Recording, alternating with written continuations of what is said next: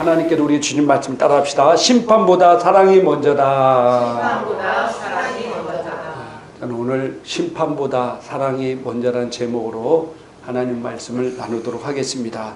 하나님 말씀 본문은 요한복음 12장 47절부터 48절까지 같이 한번 읽도록 합니다.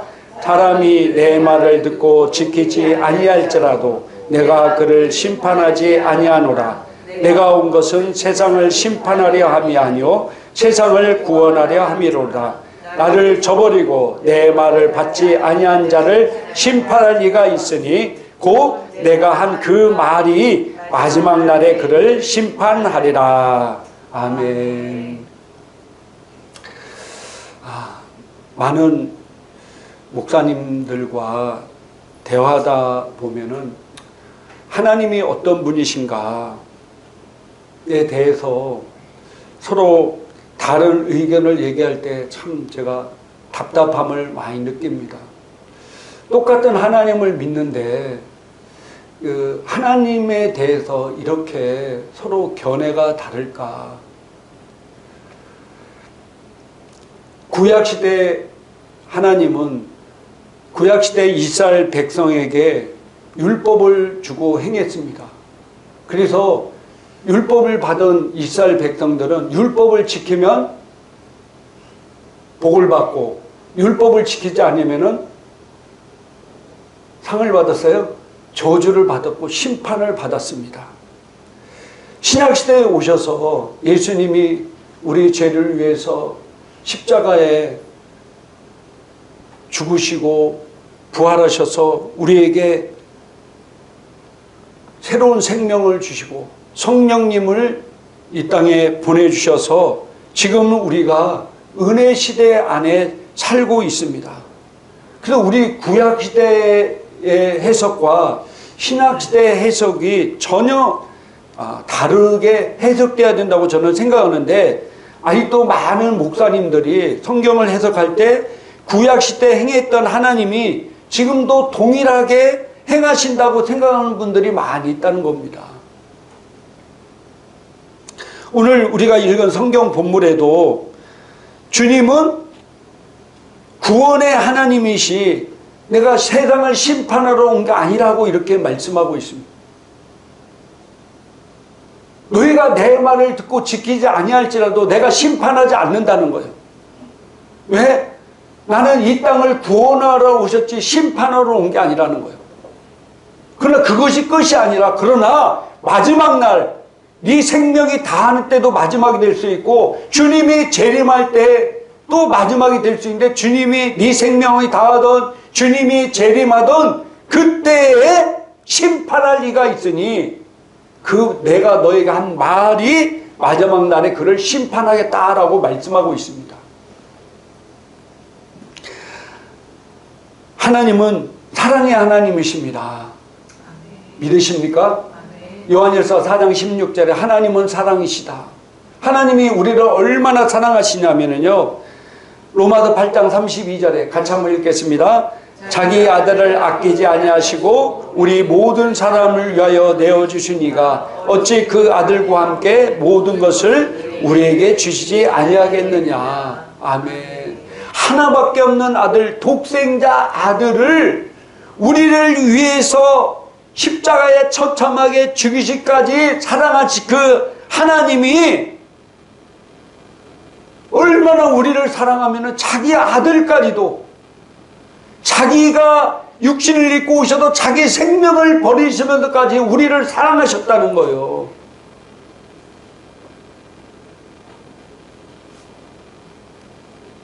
그 하나님이 우리가 이 땅에 살 때 모든 영혼들이 구원받고 돌아오도록 참고 기다리시는 분이라는 거예요. 할렐루야. 왜? 우리가 생각하기는 저 막 범죄자 흉악한 자라도 하나님께서 그 영혼을 사랑하기 때문에 참고 기다리신다는 거예요. 베드로서 3장 8절부터 9절까지 같이 한번 읽겠습니다. 사랑하는 자들아, 주께는 하루가 천년 같고 천년이 하루 같다는 이가 한 가지를 잊지 말라.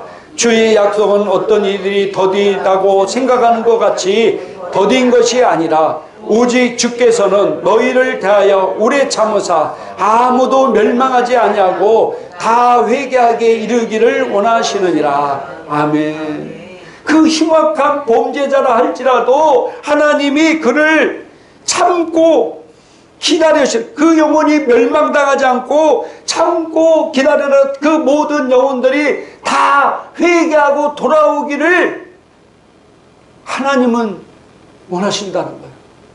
그게 사랑의 하나님이십니다. 참고 기다리는 겁니다. 만약에 우리도, 여러분들은 어떤지 모르겠어요.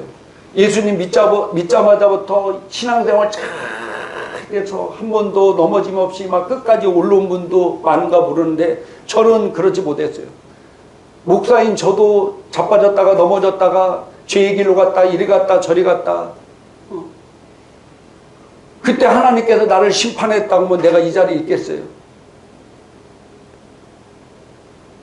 참고 기다리셔. 참고 기다려. 그게 하나님의 사랑이라는 겁니다.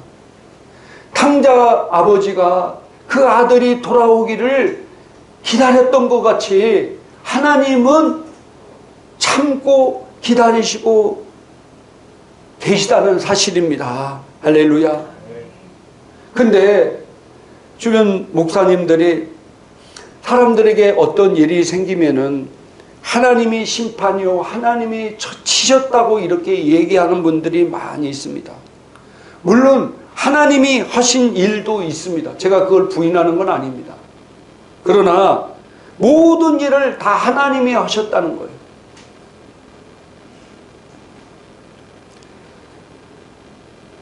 마귀는 도둑질하고 죽이고 멸망시키려고 우는 사자같이 삼킬자를 두루 찾는다고 그러는데 마귀는 쏙 빼고 또 내가 개인적으로 어떤 잘못된 행동과 선택을 통해서 일어난 일도 있잖아요.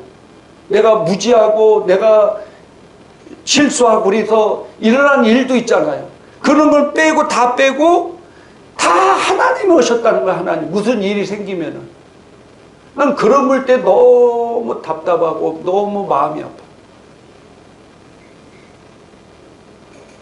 그분들은 자기는 복음 안에 있다고 하지만은 완전히 머리가 구약시대 하나님에 꽉 잡혀 있어요. 사실 구약시대 하나님도 연구하면은요, 전혀 다른 결과가 나옵니다. 왜? 하나님은 야누스의 하나님이 아니기 때문에. 구약시대 하나님 다르고 신약시대 하나님 다릅니까? 얼굴이 이렇게 옛날에 마징가 제트에 보면은 아수라 백작까지 반은 남자고 반은 여자같이 그런 하나님이 아니잖아요.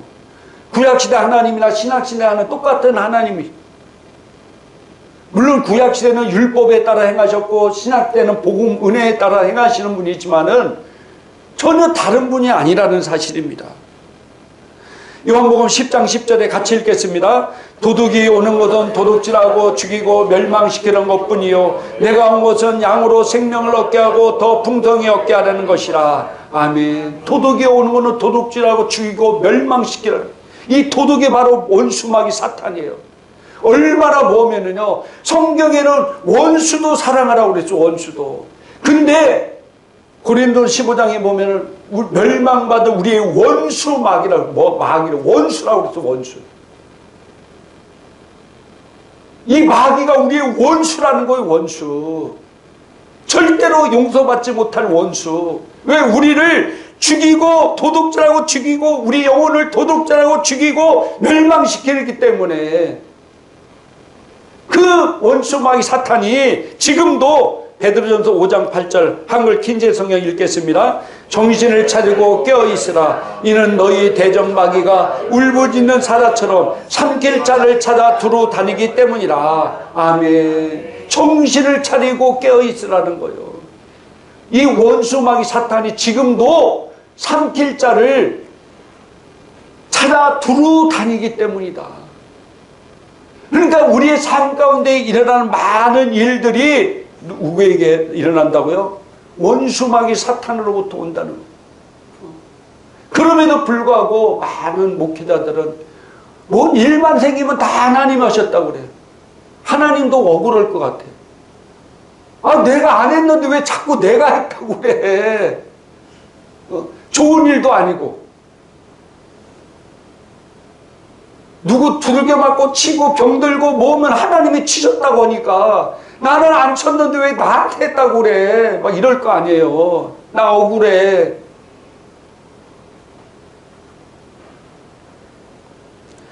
주변에도 병에 걸려서 고통당하는 많은 그리스도인들이 있습니다. 여러분 주변에도 있을 거예요. 제 주변에도 사모님이 암에 걸려가지고 정말로 그 항암 치료받고 또 뭐 몸에 또 다른 문제가 생겨서 수술하고 또 수술하고, 보니 얼마나 고통스럽겠어요. 그리고 또 그 가족들도 얼마나 힘들겠어요. 그리고 재정적으로도 그렇고 진짜 많이 힘들고 어려울 거예요. 물론 암은요, 우리가 암에 요즘 걸리는 이유 중에 하나가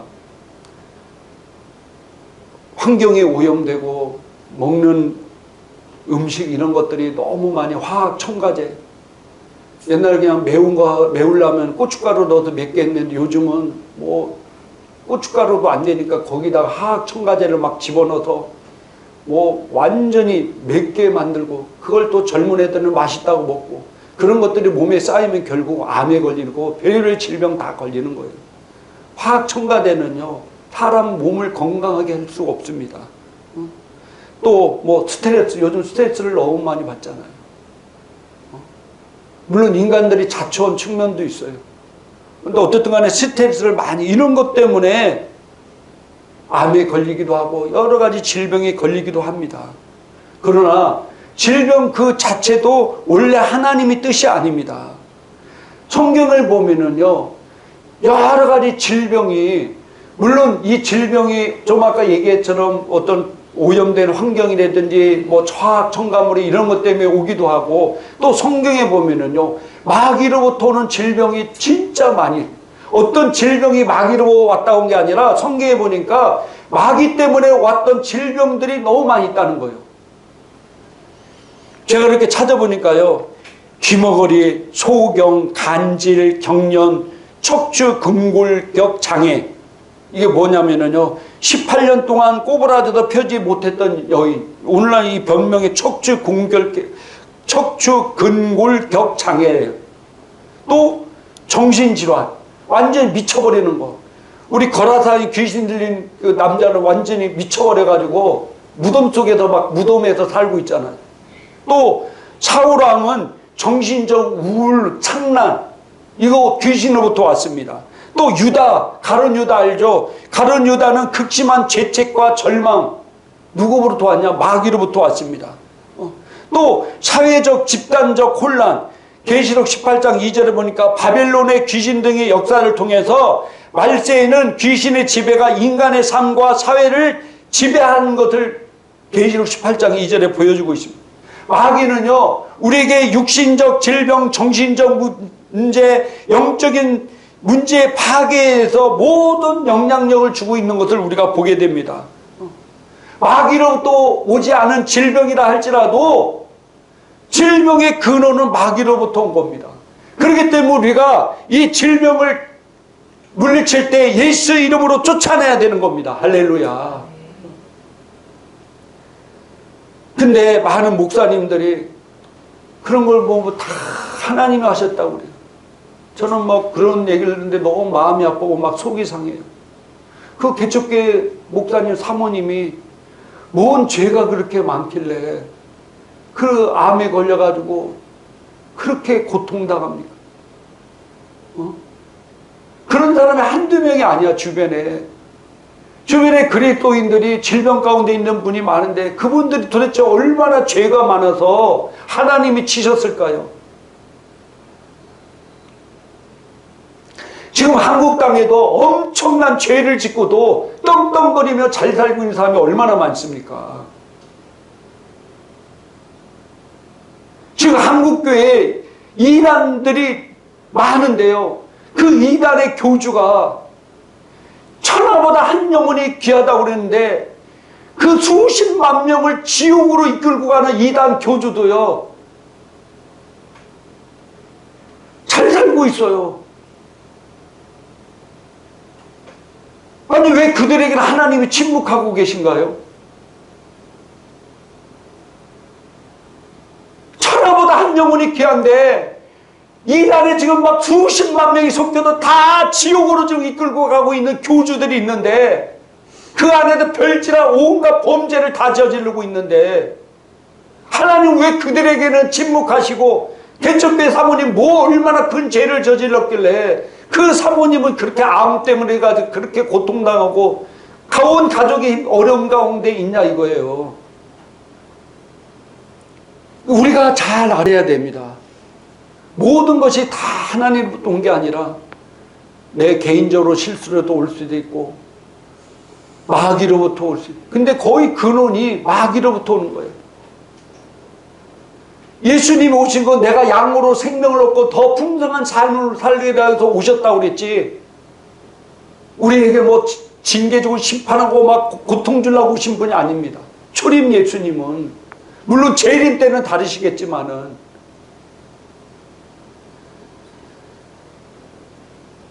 저도요 기도를 하니까요 마귀가 막 지랄 발광을 치고 난리는 와 제가 여러분들에게 표현을 안 했지만 저 죽는 줄 알았어요. 저 뭐 온몸이 막 진짜로 제가 기도를 하고 제가 모였는데 막 별의별 데가 다 아프기 시작하고 통증을 느끼고요. 신기하게 막 너무 힘들어서 막 예수 이름으로 막 선포하고 막 쫓아다 너무 힘들어서 아 오늘은 병원 가야 되겠다. 도저히 안 되겠다. 제가 여러분 병원 가는 게 죄라는 게 절대로 아닙니다. 아프면 병원도 가야 돼. 병원 가야 되겠다 하면은 또 몸이 덜 아파. 그럼 또 막 기도합니다. 그러면 또 몸이 막 너무 아픈 거예요. 온몸이 막 쑤시고 뭐고 막 머리 아프고 온몸이 아픈 거예요. 다 막. 진짜 기도하지 않으면 죽을 것 같더라고 진짜로. 그러다가 도저히 안 되겠다.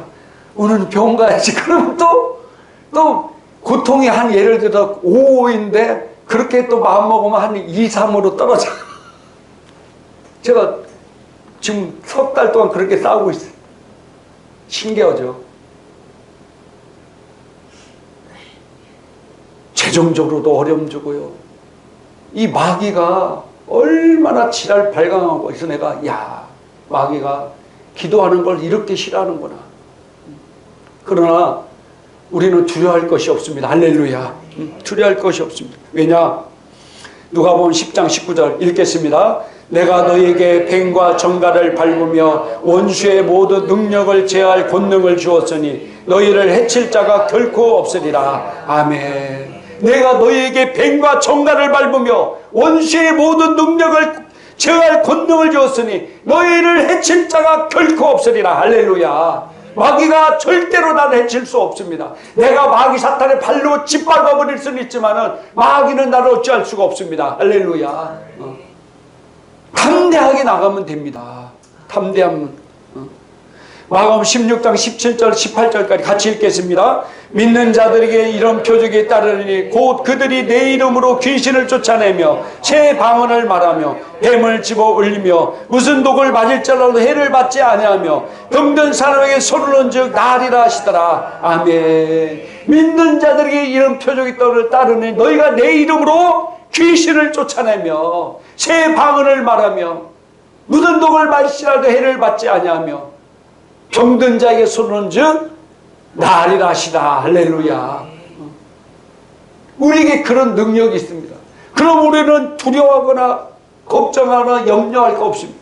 우리는 이럴 때일수록 예수 이름으로 능력으로 나가면 됩니다. 할렐루야.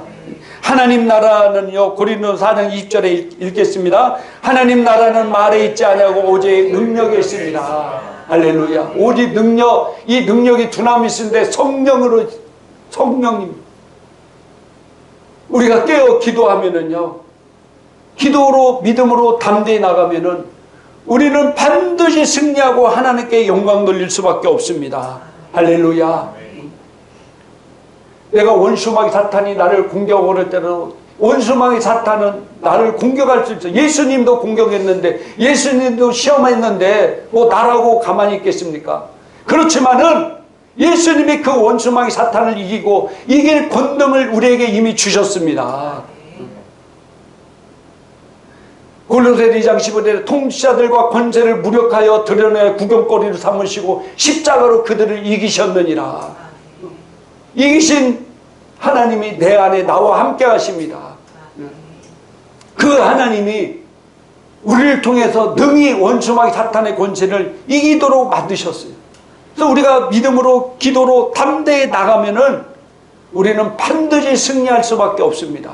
할렐루야. 이 영적인 원수마귀가 뭐 공격하고 벨질을 하더라도 내가 믿음으로 싸워서 나가면은 반드시 고린도후서 4장 16절부터 18절까지 같이 읽겠습니다.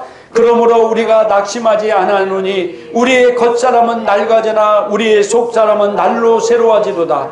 우리가 잠시 받는 환난에 경한 것이 지극히 크고 영원한 영광에 중한 것을 우리에게 이루게 하미니 우리가 주목하는 것은 보이는 것이 아니요 보이지 않는 것이니 보이는 것은 잠깐이요 보이지 않는 것은 영원함이라. 할렐루야. 우리가 낙심하지 아니하노니 우리가 잠시 왜 낙심하지 아니하면 우리가 잠시 받는 환난에 경한 것이 지극히 크고 영원한 영광에 중한 것을 이루게 함이로다. 할렐루야. 그래서 우리가 주목하는 것은 보이는 것, 지금 내 상황 환경을 보이는 것이 아니라 보이지 아니한 가운데 역사하는 하나님을 우리가 담대히 보고 나가면 되는 것입니다. 여러분, 전쟁에서 승리하면은요 어떤 일들이 벌어집니까? 내가 영적 전쟁에서 승리하면 어떤 일이 벌어집니까? 그 보상이 주어져요. 내가 마귀 사탄의 싸움에서 승리하잖아요. 마귀가 공격해서 내가 담대히 승리하면은요 내 영적으로 엄청나게 성장하게 됩니다. 내가 성장하게 되고요. 또 두 번째로 내가 전쟁에서 승리하면은요 그 땅을 차지하게 되고요. 그리고 또 거기 안에는 모든 땅에 있는 것들이 다 누구 것이 되는 거예요? 내 것이 되는 거예요. 내 것이 되는 거. 옛날 전쟁 한번 생각해 보세요. 전쟁에 왕들이 나가 싸워서 그 나라를 이겨서 빼앗으면 그 나라의 모든 것이 바로 누구 것이 되는 것이에요? 내 것이 되는 거예요. 내 것. 그래서 내가 원수마귀 사탄이 나를 공격하고 내가 믿음을 통해 승리하면은요 내 영적으로 엄청나게 커지는 거예요. 여러분, 왕이 그 전쟁에 승리하면 그 주변 사람들도 다 쩔쩔매잖아요. 커지는 거예요. 커지는 거. 승리해서요 나가면은 그 땅의 모든 재물과 그 땅의 모든 것들이 바로 누구 것이 된다고요? 내 것이 되는 건 내 것이 된다. 할렐루야. 그런 축복이 나에게 주어집니다. 그런 축복이. 그래서 우리가 영적으로 탐대히 승리해서 마태복음 28장 18절에서 20절까지 너희는 가서 모든 민족을 제자로 삼아 아버지 아들과 성령님으로 침례를 베풀고 내가 너에게 분부한 모든 것을 가르쳐 지키게 하라. 볼지어다 그렇게 할 때 내가 세상 끝날까지 내가 너희와 함께하리라. 할렐루야. 승리해서 우리가 많은 영혼들을 전도하고 그 영혼들을 바르게 세워서 그 영혼들의 하나님 말씀을 지키게 만들고 또 그 영혼이 또 다른 영혼을 전도해서 그 영혼들을 세우게 만드는 것이 바로 마지막 시대 우리의 사명인 줄 믿으시기 바랍니다. 그래서 그 일을 잘 감당할 때 주님이 이제 재림주로 오실 때는 뭘로 오시냐 하면은 초림으로 지금 왔을 때는 구원의 하나님으로 왔지만은 이제 재림을 올 때는 열매 맺는 자를 찾으러 오십니다.